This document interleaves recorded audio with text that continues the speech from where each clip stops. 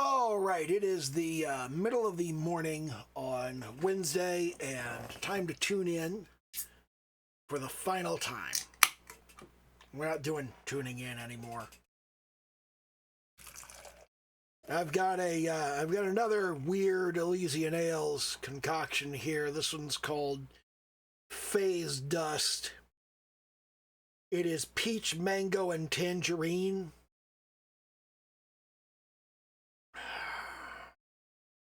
I don't like peach. I don't like mango. And the tangerine is fine, but 2 out of 3 kind of sucks.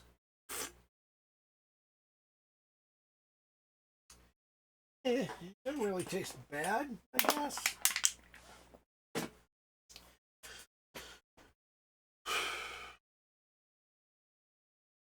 Fucking weird beers, man. I swear. If people do these weird fucking beers, I don't like peach. And people go, why don't you like peach? I just don't. It doesn't taste good. But it's delicious. I don't think it tastes good. And then my wife used to yell at me because I like nectarines and I like apricots. And she's like, those are exactly like peaches. No, they're not. They're very different. They don't taste the same. They don't have the same texture. And she's like, you just don't like the fuzzy skin. I don't fucking care about the fuzzy. If it was the fuzzy skin, I would like peach pie, because when you make a pie with peaches, you take the skin off them. But cooked peaches in particular are awful, because I don't know. They seem rotten to me. They have this kind of gelid texture, this vaguely slimy thing that I associate with meat that's been out too long and slime molds have colonized it. Which is not something that normal people should know anything about, but I have lived with some true fucking pigs in my life over the years. Anyway, do the little YouTube dance, like, comment, subscribe, all that happy horse shit.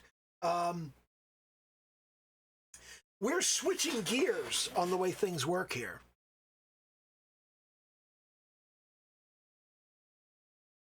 And we are moving to a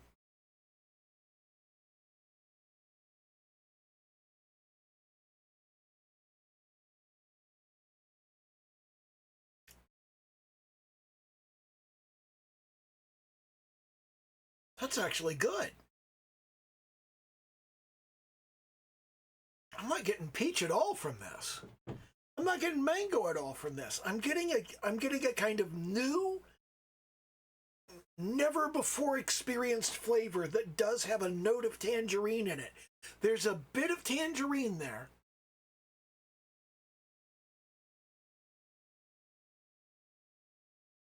But I'm not getting peach or mango from it. That's interesting. It's not bad. In fact, it's less bad than the Space Dust, which was also not bad. That one was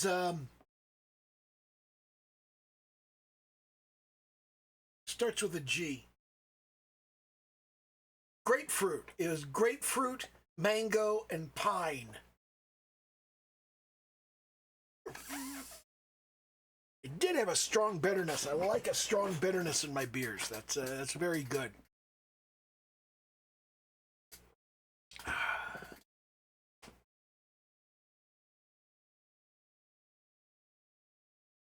But yeah, the Space Dust is not bad. The Phase Dust is even more not bad. It's slightly more not bad. It's a little bit better than the not bad of the Space Dust, which makes it like it's still just not bad, but I mean they're drinkable, I guess. But yeah. Anyway, we're shifting gears on the way the shows work, and I'm kind of repeating myself on this. If you watch the Monday show, if you watch Showing Up,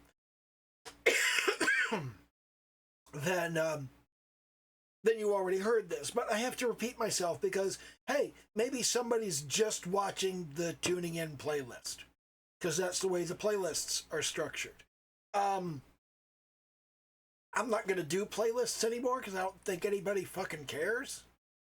I'm just going to do 3 videos a week, and they're just going to be like what the fuck ever. I'm not going to focus on anything in particular. I'm just going to make it, basically, I'm going to turn the entire channel into old man yapping.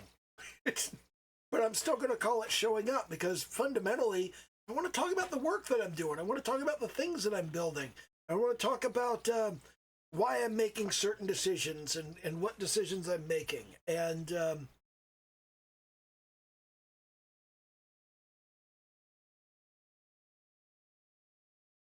the kind of channel I'm building here is a personality channel that, which is fundamentally, the channel's about me. That's what it's about.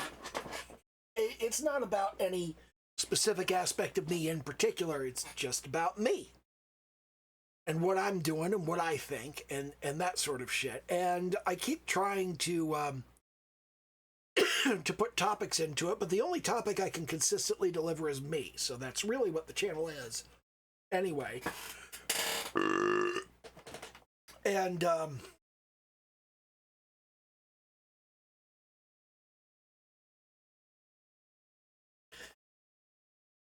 I feel like there's a part of me that wants the channel to pretend it's not just about me, but it is just about me. So I keep wanting to say, this is a channel about XYZ, and it's really not. It's really not about that. It's about me. That's all. It's just about me. There's no other real focus. It's just me.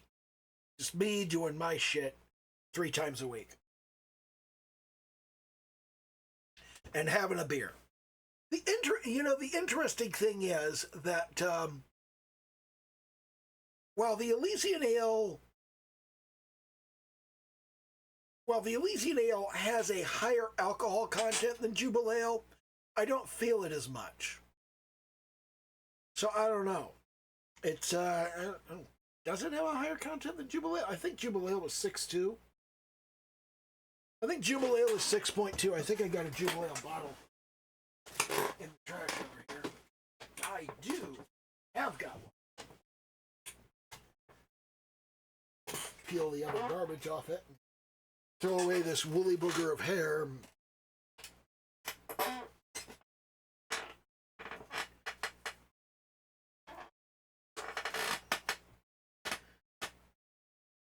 Fluid ounces. I can't read this fucking thing. I'm old. I'm in my late 50s. Shut up.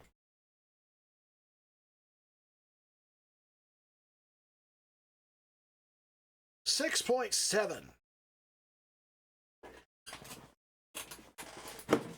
And let me verify the Haze Dust. Imperial Hazy IPA. Trust the dust. I swear these people sound like such fucking potheads.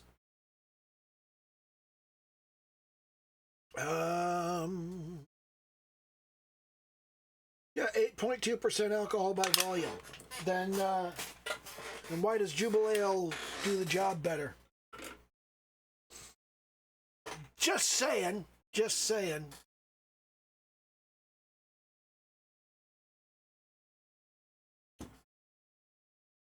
Not bad, though. Really, seriously, not bad. But anyway. I'm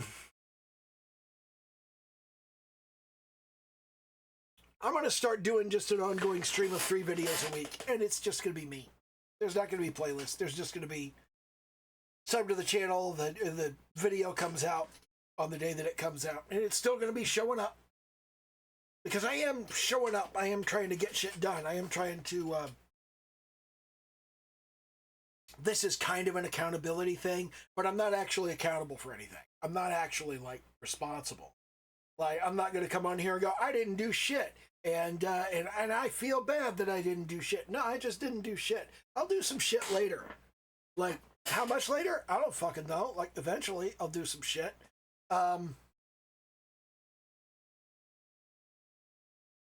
There's a lot of stuff that I talk about that I'm very prone to. I'm an addiction-prone individual. I am an obsession-prone individual. I'm not allowed on the Las Vegas Strip. Las Vegas is designed to chew people like me up and spit us out onto the street in front of the casino going, I'll suck your dick for some chips. I can't, no, I can't do that. I can absolutely not even go to that area. It's designed to prey upon people exactly like me. And I like to play with danger. I like to play on the edge. I like to get real close to stuff that's designed to grab hold of me and become my obsession. I argue with people about whether I'm an alcoholic, and I tell people the reason I'm not an alcoholic is, if you tell me I can't drink for a month, I don't fucking care. Okay. I'm annoyed at you that you said I can't, but okay, no fucking problem. If there's nothing alcoholic to drink, I don't mind. If I'm at a party and everything is not alcoholic, that's cool. I'm fine with that. I don't need alcohol to function, and I don't get upset or worried when the alcohol isn't available. I can stop anytime I want. And I'm not just saying that, I mean that. I've done that. I've done it for extended periods of time. I've just kind of made it a part of my signature that I drink on video. Doesn't need to be a part of my signature. This isn't important to me. It's just, it's the ritual. It is the ritual that I drink a beer on the video. And we're going to switch to Jubilee. And we're going to switch to Jubilee again next week.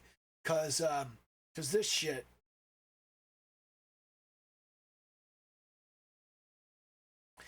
I'm not fond of it. I mean, it's okay.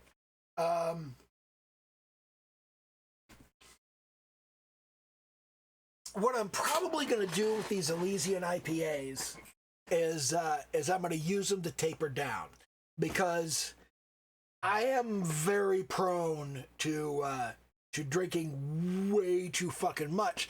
And you know what they say, beer before liquor, never been sicker. Liquor before beer, you're in the clear.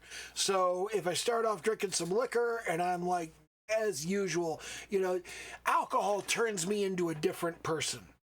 And the first thing the different person wants is more alcohol. Or as my dad's shirt says, I don't drink much, but when I drink, I turn into a different person, and that person drinks a lot.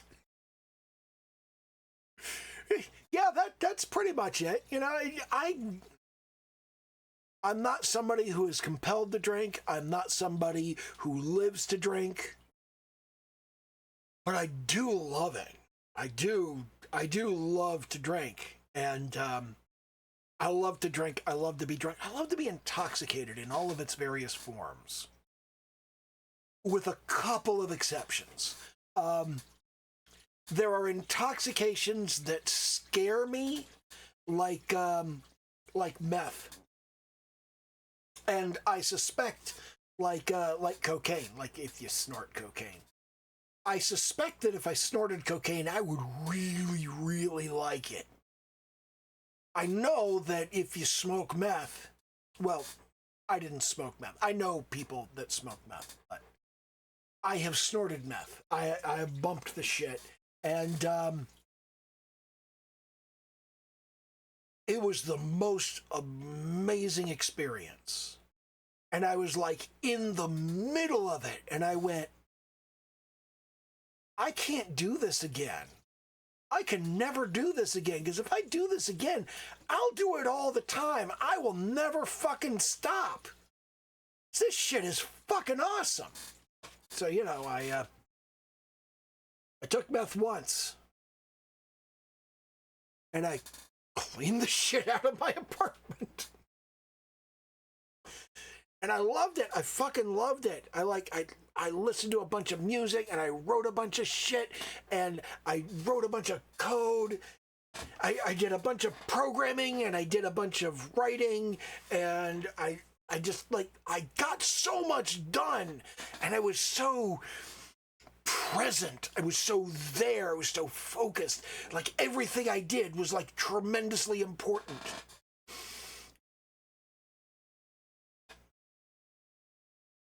My teeth.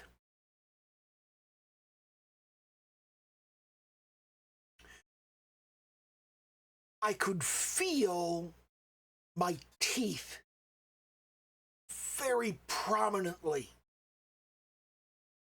I've heard people say, people that have done meth, they have said it's like you have bees in your teeth, and like, I get it. I get that description. I get the idea of it feels like your teeth are buzzing, okay, but it wasn't like a vibration buzz. It was just like a very, very aware of what each and every one of your teeth is feeling,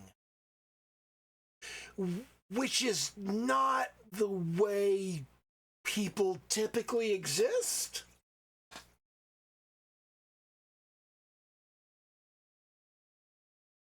I remember it, and it was compelling. It was not pleasant, but it was compelling. Like, do you understand that? Do you understand that concept? The idea of something not being pleasant, but it is compelling. It's like, I don't enjoy this, but I want to keep experiencing it. It's like when you taste French cooking and it's like, God, this is awful. But I've never tasted anything like it before. There's an area of French cooking, it's like andouillette. That's fucking disgusting. But it's unique. It's distinct. I've never had anything that tasted like that in my life ever before. And it's not good.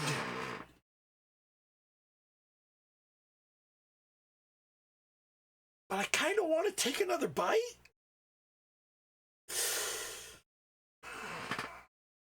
The French do that, and I don't know whether they're crazy or brilliant, and that's really, really hard to that's a really tough thing to that is a really tough thing to kind of distinguish. And I'm kind of wandering here because, again, we've kind of decided all of the shows are going to be called Showing Up, but they're going to be Old Man Yapping.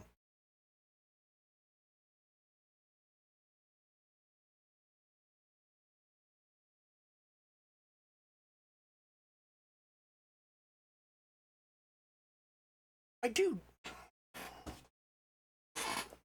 do like this. It is compelling in the way that I'm talking about. It's not good. I want more.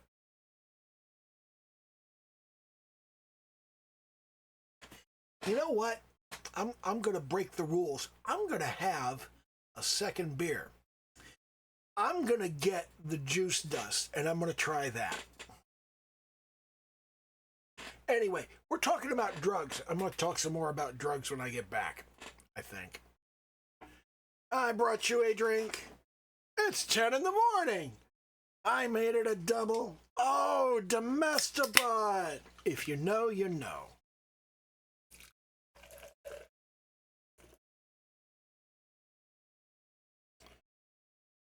We're going to try the Juice Dust. This is almost entirely based on orange, if I remember correctly. There we go. Yes, this is,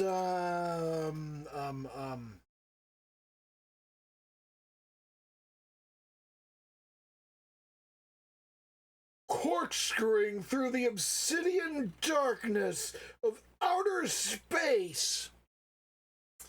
These guys smoke so much fucking weed, I swear. They're in Bend, Oregon. Wait, are they? No, that's Deschutes that's in Bend, Oregon. Where are these people from? Let's read the fine print. Shut up. Juice Dust is powered by a fathomless palate squeeze of orange and citrus. This Space Dust alter ego rings out vibrant bursts of juicy fruit-driven flavor to help illuminate all your interstellar journeys. This is definitely something to drink when you're getting high. Still 8.2. This is, well, Seattle, Washington, and Fort Collins, Colorado. Yeah, these are weed smokers. Washington and Colorado. There, yeah, that the little mascot on the front is not supposed to be a hop. It's supposed to be a bud. If you don't know what I'm talking about, there's a little green dude on the can. There's a little green cartoony thing. And he's always got something going into his mouth. Well, I guess that's like the beer. Yeah. As I was saying, there are forms of intoxication that I do not personally enjoy because they're too good, and they would be like obsessions for me. I can't do meth. I almost certainly can't do. I've never done like sniff cocaine. I've done crack cocaine. It's stupid and sucks. The thing about crack is I've only done crack cocaine like 3 or 4 times. Okay, more than 3 or 4 times. Like there are 3 or 4 times that I've had crack cocaine and used it, like all of it, not a little bit, all of it. But the thing about crack is you get this wonderful high for a while, and then you get this big crash, and everything sucks. And I don't think it's worth it. I don't think the euphoric period is long enough or good enough to be worth the crash. And I've always kind of looked at drugs that way. It's just like, is it worth it? And my biggest rule, this is the one thing that I want to clarify more than anything else. I have never bought drugs. Ever. I've never paid money for drugs. I've gotten drugs from friends. And I feel like drugs and sex are things you don't pay for. Okay? They're like, they're a thing that you share. They're not a thing that you engage in commerce with. I know people do engage in commerce with them. And it's fine that they do engage in commerce with them. That's totally okay. I don't. I don't pay for drugs. I don't pay for sex. Those are firm rules. And that's one of the reasons that while I've tried a lot of drugs, I have never gotten hooked on drugs. Although I had friends that smoked a lot of weed and would happily pass out all the weed in the world. And it's one of those things where you get this weird kind of communist thing in your friend group where you've got like 8 or 9 people that hang out together. And because you've got 8 or 9 people that hang out together, it's like one of them brings the weed. And because he brought the weed, he didn't have to pay for anything else. You know, it's just like, because he brought the weed, he doesn't need money. He used his money on the weed. Everybody else is going to use their money on his behalf. So it's like, you go to McDonald's, he gets to order whatever he wants, somebody else will pay for it. You go to a bar, he gets to order what he wants, somebody else will pay for it. Okay? Because he brought the weed. The weed is itself a payment. So I don't pay cash for weed, but I do perform favors for weed. All sorts of favors. Not anymore. I don't like weed. The thing about weed is, weed fucks with my sense of time, and I don't like that. I don't like how it fucks with my sense of time. I don't like the effect of that intoxication. I understand that a lot of people would. If you have a long time that you have to wait through, like nothing's going to happen for 12 hours. Smoking some weed will get you through that 12 hours, man. That's not a bad choice if you're trying to get through 12 hours when nothing is going to happen. Smoking some weed is a good way to get through that 12 hours. It's not the best way. If I got 12 hours and nothing's going to happen, I'm like, fuck yeah, I can write some code. Or I can play Starfield. Or just like any video game.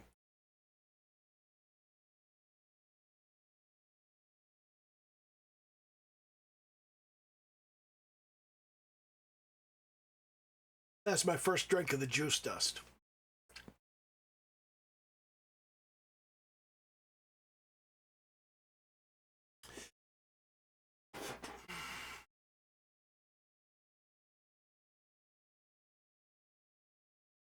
It's like the space dust, but without the mango flavor.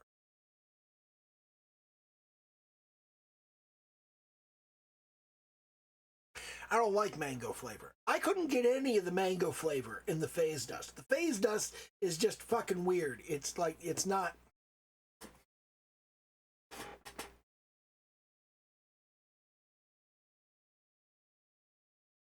It's not like any of the things they say is in it. I couldn't get any of the peach. I couldn't really taste any of the mango. And I couldn't really taste any of the, what was the other? Well, the tangerine I could kind of get. I had the tangerine flavor going on. I could see that. But the peach and the mango, I couldn't really, it's like.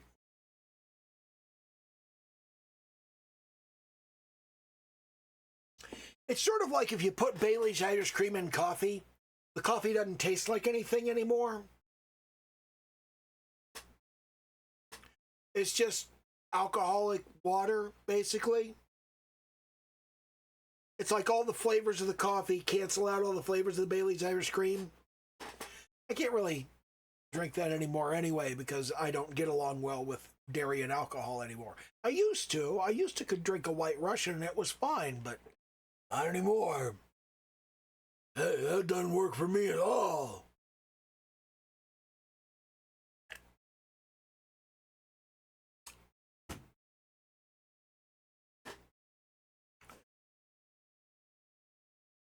This is less bitter than the space dust. It doesn't linger the same way the space dust does. It has a, I don't want to say a crisper finish because it's nowhere near crisp. It has less of a tail than the space dust.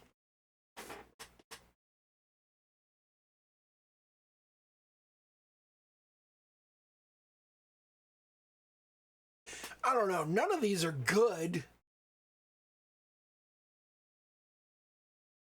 And now that I know the people who made them are like almost certainly big fucking weed people. Yeah, no. I feel like I think alcohol should be made by alcohol people. I'm an alcohol person. I like alcohol. Alcohol is the result of natural processes. There's lots of things that are results of natural processes. It occurs to me I haven't mentioned mushrooms. People have asked me about my experiences on mushrooms. I've never had an experience on mushrooms. I've taken mushrooms. Nothing happened. Taken acid. Nothing happened. Like LSD and psilocybin,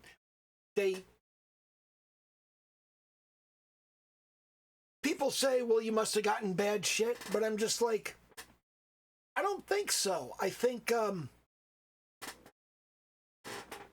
when you talk to people who take acid, they go, the first time I took acid changed everything. Talk to people who take mushrooms, they go, the first time I took mushrooms, it changed everything. I think there's an epiphany that you get in your life. And I think that most people have that epiphany when they take LSD or mushrooms. They need a hallucinogenic. They need a psychedelic to have that epiphany. I think I had that epiphany through religion. So now LSD and psilocybin just aren't doing it for me.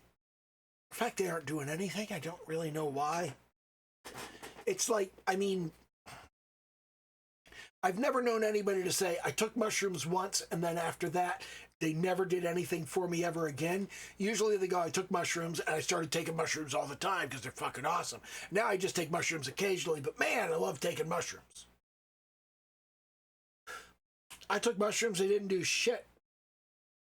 Like 4 times I took mushrooms, they didn't do shit. All different batches of mushrooms from different people in different situations. One was like my friend the drug dealer, and one was my girlfriend the hippie, and one was a guy at a juggalo gathering.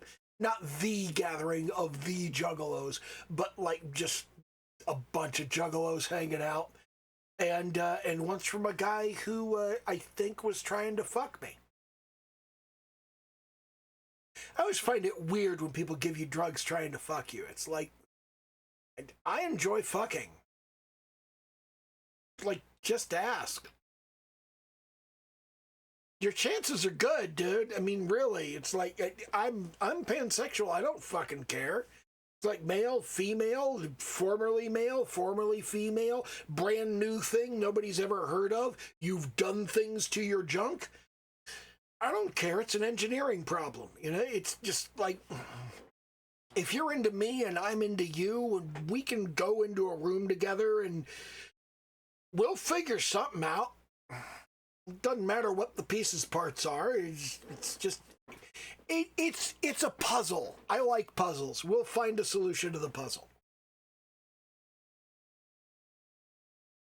I've always found it very weird when people are just like, I'll get him drunk and then he'll sleep with me. Why don't you just ask me to sleep with you? Maybe I will.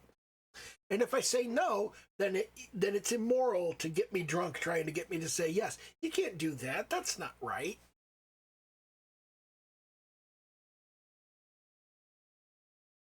But yeah, I've taken shrooms a bunch of times and nothing.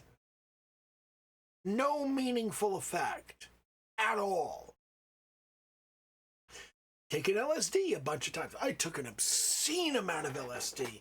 The first time a friend of mine gave me LSD, my friend Jim, he's a drug dealer, and he gives me this little like sheet of bladder acid, this little thing.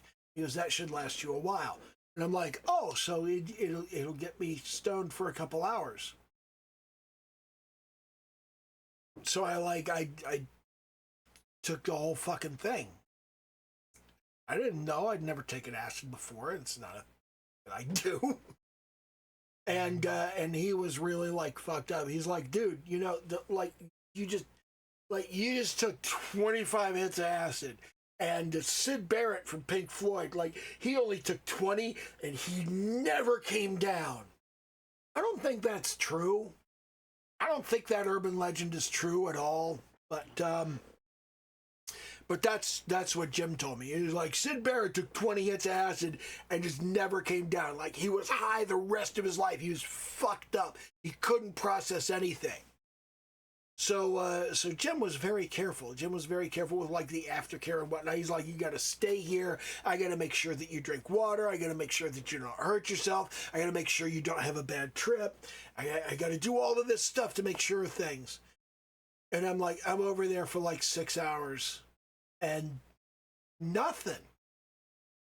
Absolutely fucking nothing. Now,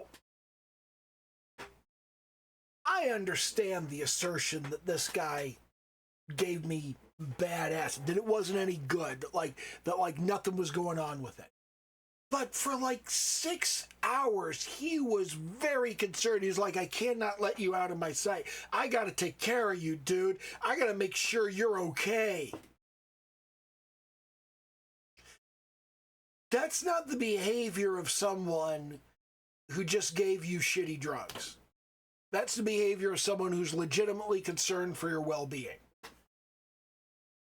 Granted, Jim was probably concerned for my well-being because he's like, holy shit, I can't have somebody all fucked up from taking my drugs.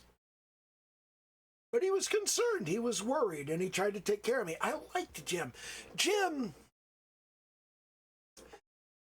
was a drug dealer with a conscience, and he had a guy once that was doing cocaine, and it was ruining his life. And Jim was like, you know, I know you lost your job. I know that, like, your wife left you. I know you're living in a shitty little place, and you're working in this crappy little minimum wage job.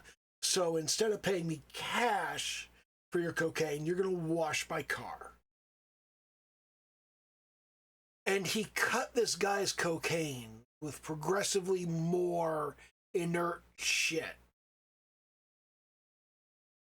Until the guy was not even snorting cocaine anymore. The guy was not even doing coke.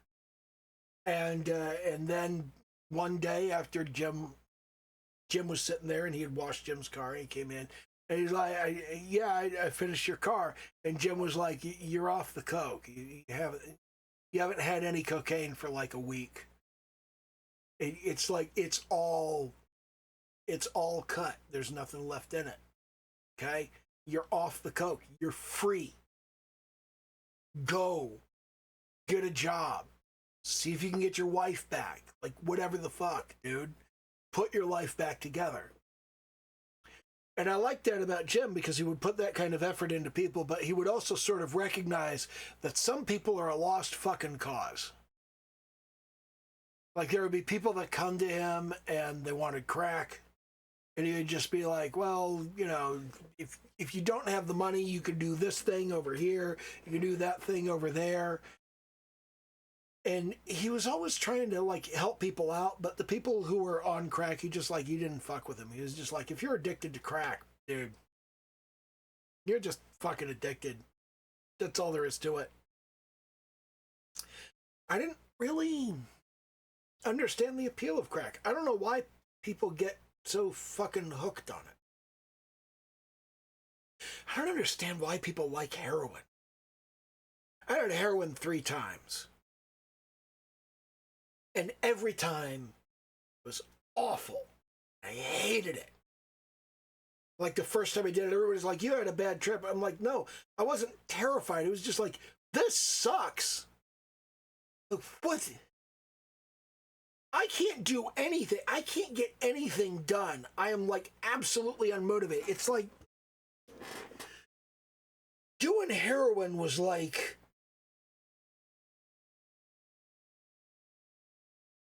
it was like my brain was half asleep, and then I was locked up in a cage in my brain going, what the fuck are you doing? Dose, why are you just standing here? And I fucking hated it. I absolutely fucking hated it. I did not like heroin. Did not like it one goddamn bit. Same thing with mescaline. And it's weird because it's not all opioids, because I fucking love Percocets. Percocet and Vicodin, oh man, those are amazing. You give me a couple of 1,000 milligram Vicodins and you let me do like 3 or 4 shots of vodka, I'm having a fucking party. That's awesome. Don't do that.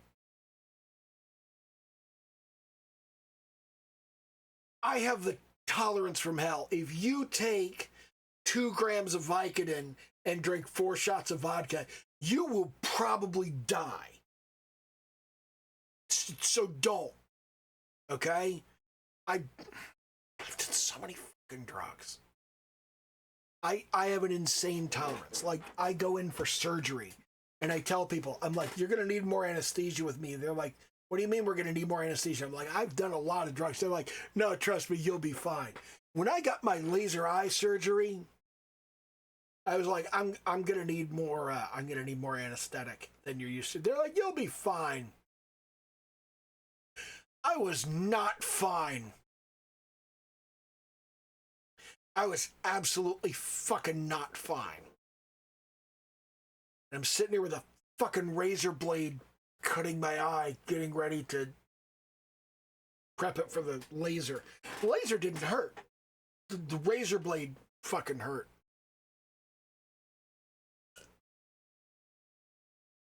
Because that's the thing. Different kinds of LASIK are different. Some kinds of LASIK, they just like laser directly into the cornea and then they let it heal. They let it heal the layer over top of it.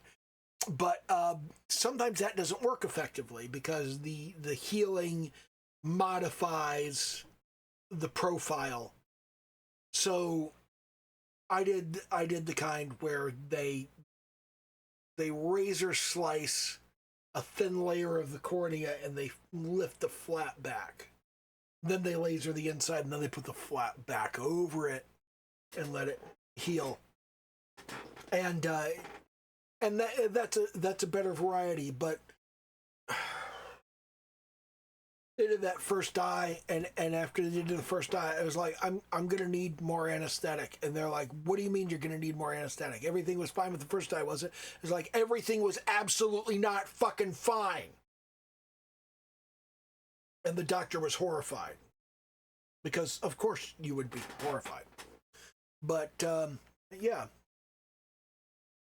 I have an insane tolerance. You do not have an insane tolerance, in all likelihood. So, do not do the quantity of shit that I have done. Don't. It's bad for... It will kill you.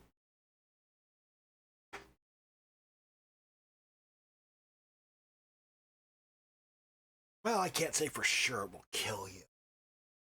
You'll have complications.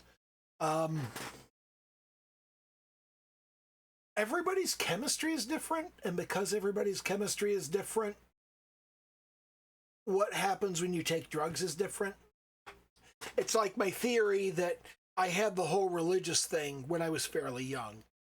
And it's interesting. I had the religious thing when I had been raised very Christian in the Southern Baptist Church. Very, very Christian, very, very Protestant. And I had the whole religious thing, and nothing felt right until I really looked into Judaism. It's like I became Jewish when I was 9, but I didn't know it for another 10 years. I didn't know that what I was Jewish. And that's really fucking weird. And that's really, like,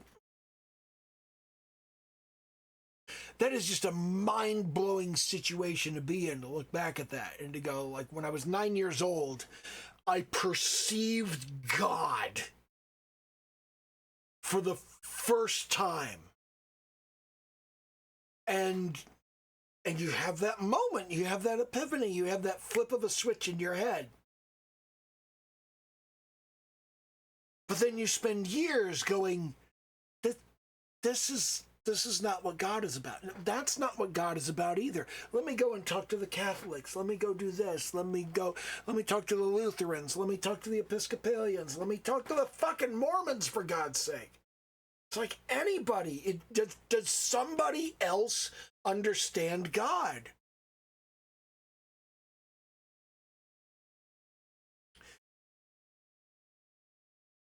And then I talked to a rabbi.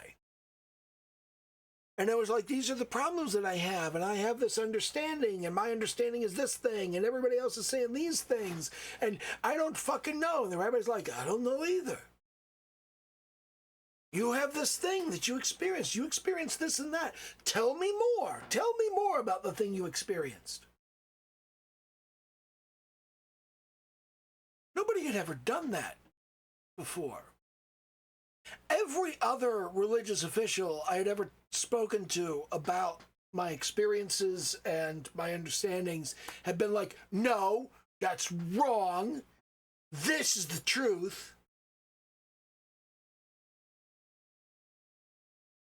But it's not the truth. It's not how it works. And as a Jew, there are multiple occasions. On Shavuos, you're supposed to stay up all night studying Torah. And I do that. I do that, just like I say the Shema every fucking day. Just like I light candles every fucking week. And on Shavuos, I stay up all night and I study Torah. And on more than one occasion, I have had wild experiences that are so far beyond any drug experience I've ever had. And I pull understandings out of that. I pull concepts out of that. And it's like,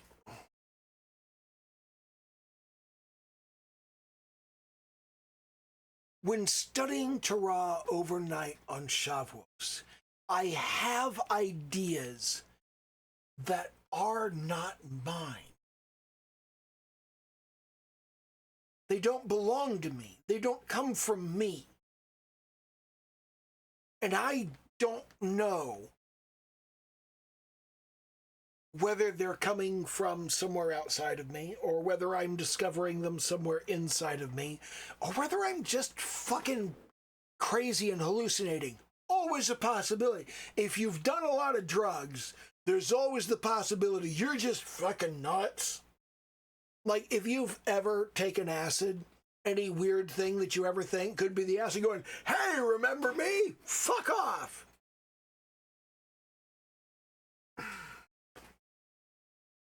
LSD never did anything for me. Hallucinogenics in general, psychedelics, never did anything for me. I don't know why. But I have my theory. I have my hypothesis. This is a weird fucking video.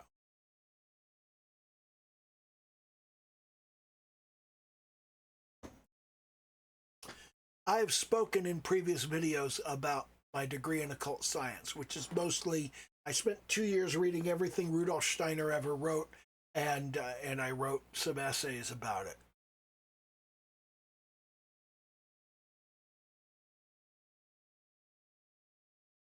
There's a reality at the center of existence. And it is what it is.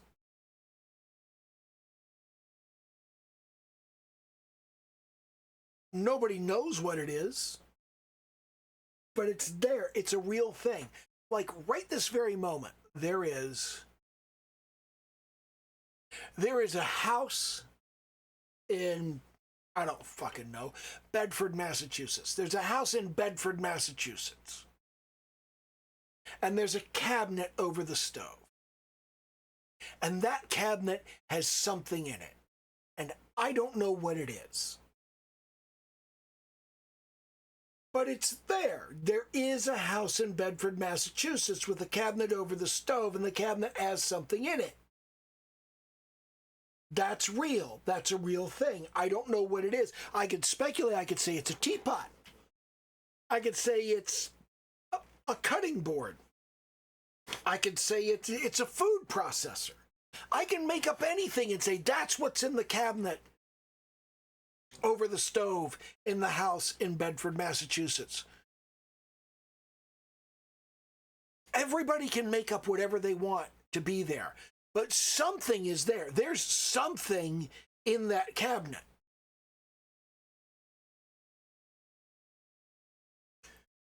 We don't know what it is, but the thing that it is real.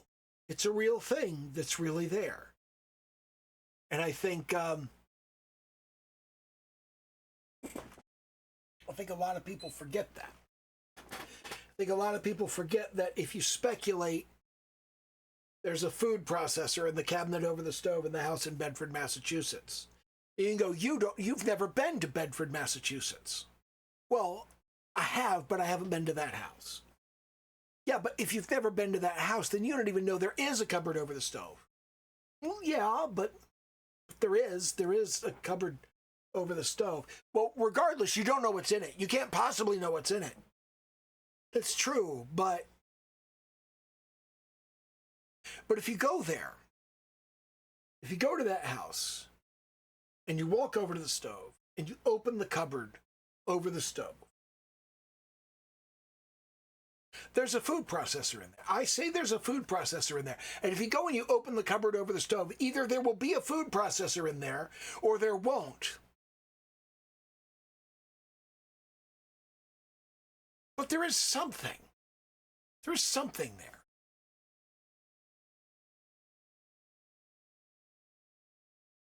I don't know. I don't know if I'm making any sense.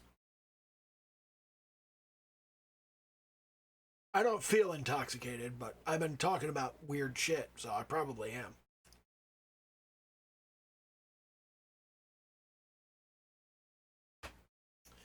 Anyway, the juice dust isn't bad. I mean, it's okay.